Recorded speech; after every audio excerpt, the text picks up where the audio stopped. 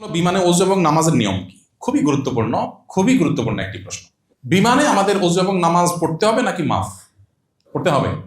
কিন্তু বিমানে আমি নামাজ পড়া মানুষ খুব বেশি দেখি না। বরং হজের যে ফ্লাইটগুলো, আমি অবাক হয়েছি যে হজের ফ্লাইটগুলোতে দেখি মেজরিটি মানুষ নামাজ পড়ে না, তারা হজ করতে যাচ্ছে। আমরা অনেকে মনে করি যে বিমান বোধ হয় আকাশে, তো এখানে শরিয়ার বিধিবিধান মনে হয় মাটিতে শুধু। ব্যাপারটা তো সেরকম না, ওখানে কার্যকর হবে। এই জন্য নামাজের সময় নামাজ আপনাকে পড়তে হবে। আমি বিমানে তো বটে, এমনকি রেলেও অনেক সময় দেখি নামাজি মানুষ বসে আছে, নামাজের সময় চলে আসছে। কি অদ্ভুত ব্যাপার ভাই, নামাজ নাই? আরে নবী করিম সাল্লাল্লাহু আলাইহি ওয়াসাল্লাম জিহাদের ময়দানে নামাজ পড়েছেন, জীবন মরণ যেখানে, আর আপনি এখানে একটু কষ্ট হবে, একটু হয়তো অসুবিধা হবে, আপনি নামাজ পড়ছেন না। এখন প্রশ্ন কিভাবে পড়বেন?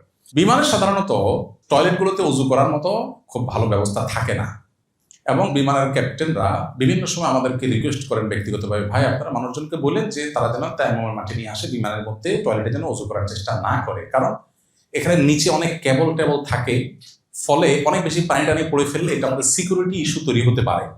এটা তাদের বক্তব্য। আর বাস্তবতাও তাই যে বিমানের মধ্যে ওযু করা সহজ বিষয় না। আমাদের মতো ইয়াং হলে অনেক সতর্কতার সাথে করা সম্ভব। আমি দেখেছি, আমি ওযু করলে নিচে অল্প কয়েক ফোঁটা পানি পড়ে, সেটা আবার টিস্যু দিয়ে আমি নিজ দায়িত্বে একদম ক্লিন করে আমি রেখে যাই। এটা আমি করতে পারি, বাট এটা সবাই পারবেন না, একজন বৃদ্ধ মানুষ পারবেন না, কারণ ওখানে ছোট্ট যে বেসিনটা আছে ওখানে আসলে কুলি করতে গেলে সাইডে পানি ভরে যাবে। আবার পাও ধোয়া তো কঠিন, এখন পাও আমি তো অনেক উপর উঠাতে পারি, এখন বৃদ্ধ মানুষ তিনি তো পারবেন না। আবার অনেক সময় দেখা যায় যে ওখানে ছোট যে কাপ থাকে ওগুলো থেকে নিয়ে আপনার কোমরের উপরে সুন্দর উপরে ধরে পাও ধুইতে পারি আমি, একজন বৃদ্ধ মানুষ করতে গেলে তো পড়ে যাবে, ছোট একটা জায়গা। তো এই জন্য যাদের জন্য ওখানে তায়াম্মুম করার কোনো ওয়ে নাই, তাদের জন্য কয়েকটা অপশন। নাম্বার 1, ফ্লাই করার 1-2 ঘন্টার মধ্যে নামাজের ওয়াক্ত হবে, তাহলে সেক্ষেত্রে আপনি ওযু করে উঠেন এবং ওযুটা ধরে রাখেন, নামাজটা পড়ে ফেলেন। নাম্বার 2 অপশন, ফ্লাই করার পরেও নামাজের সময় থাকবে, তাহলে ফ্লাই করার পর আপনি এয়ারপোর্টে গিয়ে সবকিছুর আগে নামাজটা পড়েন। ওকে। অপশন নম্বর 3, শুরুতে যে 1-2 ঘন্টা ওযু ধরে রাখার মতো সময় না, বরং 3-4 ঘন্টা পরে নামাজের ওয়াক্ত হবে, এতক্ষণ আমি ওযু ধরে রাখতে পারবো না, আবার নামার পরে টাইম থাকবে না। এটা হলো 3 নম্বর অপশন। এরকম যদি হয় তাহলে সেক্ষেত্রে আপনি বিমানের মধ্যেই আপনাকে নামাজ পড়তে হবে। হজের সময় এহরাম বেঁধে মিনায় তাঁবু থেকে বের হয়ে আরাফায় যে গোসল করতে চাইলে এহরাম খুলে ফেলা যাবে কিনা? ভালো একটা মাসআলা প্রসঙ্গত আছে। আরাফায় গিয়ে একটু ফ্রেশ হয়ে গোসল করা ভালো, উত্তম, মুস্তাহাব। বিশেষ করে আপনার অনেক ভিড় থাকে, গরম থাকে, ফ্রেশনেসের জন্য দরকার হয়, কিন্তু সেখানে গোসলের ভালো কোনো ব্যবস্থাপনা নাই। শুধু টেপ আছে কিছু, বালতি বা টুকটাক কিছু পাবেন বোতল, এগুলো দিয়ে বসে সবার সামনে গোসল করতে হবে। আলাদা ওয়াশরুমের মধ্যে কোনো কোনো জায়গা ক্ষেত্রে গোসল ব্যবস্থা থাকতে পারে, না থাকলে ওই পাইপ দিয়ে করতে হবে।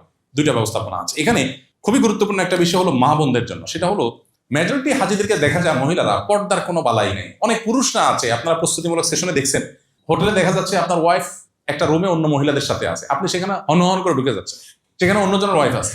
মিনাতে আরাফাতে তাঁবুতে মহিলাদের তাঁবু, আপনার ওয়াইফ আছে, আপনি তাকে দূর থেকে ডাক দেন, ফোন কল দেন না, আপনি ডাইরেক্ট ঢুকে যাচ্ছে।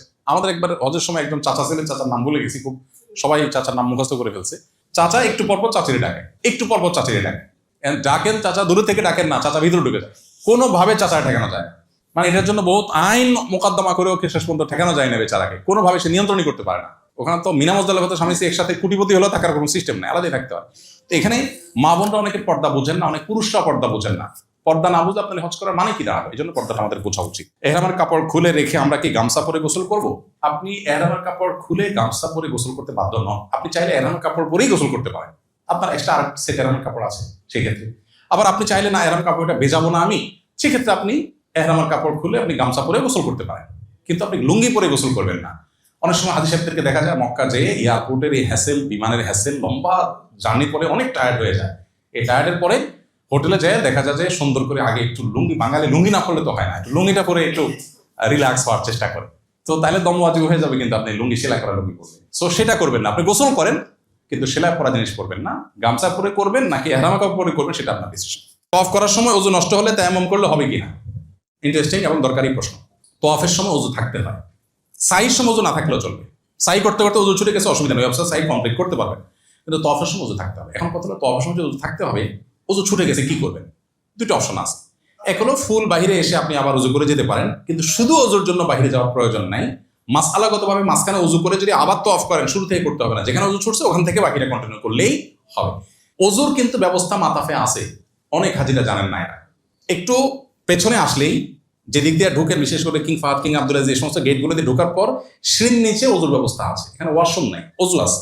অতএব ছেলেদের মেয়েদের উভয়ের জন্য ওযুর ব্যবস্থা আছে। ওযু ছুটে গেলে এখানে এসে ওযু করে আবার আপনি বাকিটা কন্টিনিউ করবেন।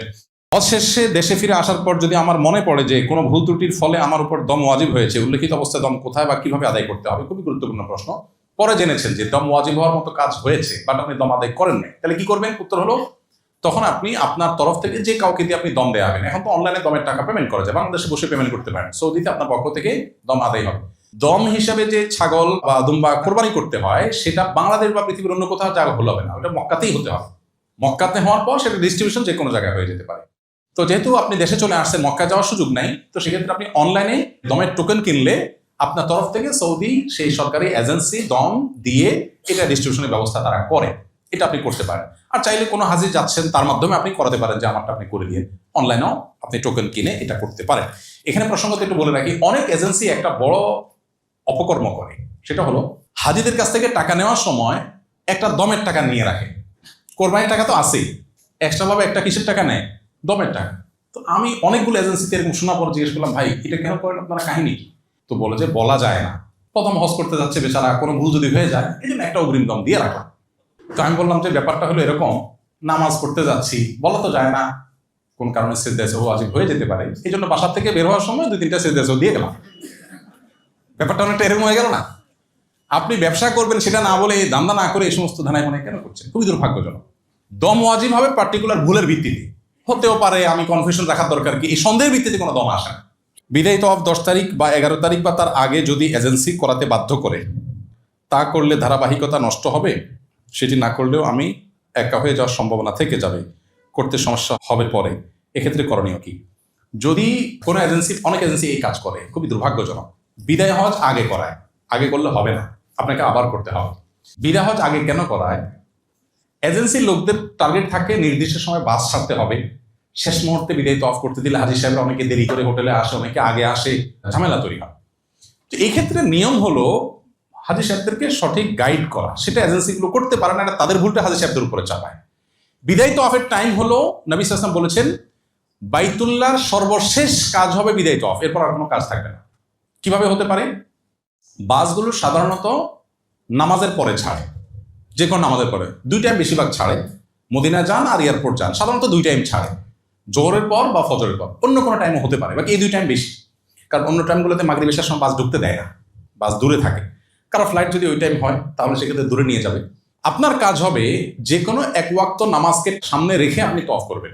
ফর এক্সাম্পল, আপনার বাস ছাড়বে সকাল 7টায়, টাইম দেওয়া আছে, তাহলে আপনি বিদায় তওয়াফ করবেন ফজরের আগে। ফজরের আগে তওয়াফ শেষ করে বিদায়ী তওয়াফের পরে আপনি শুধু ফজরের ফরজ নামাজের জন্য অপেক্ষা করবেন, আর কোনো অপেক্ষা হবে না। ফজর নামাজ শেষ, আপনি বের হয়ে হোটেলে চলে আসবেন, প্রিপারেশন নিয়ে গাড়িতে উঠে যাবেন, ব্যাগ তো গোছায় রেখে যাবেন, শুধু বিদায় তওয়াফ করে নামাজ পড়ে এসে আপনি গাড়িতে উঠে যাবেন নাস্তাকে, এতটুকু।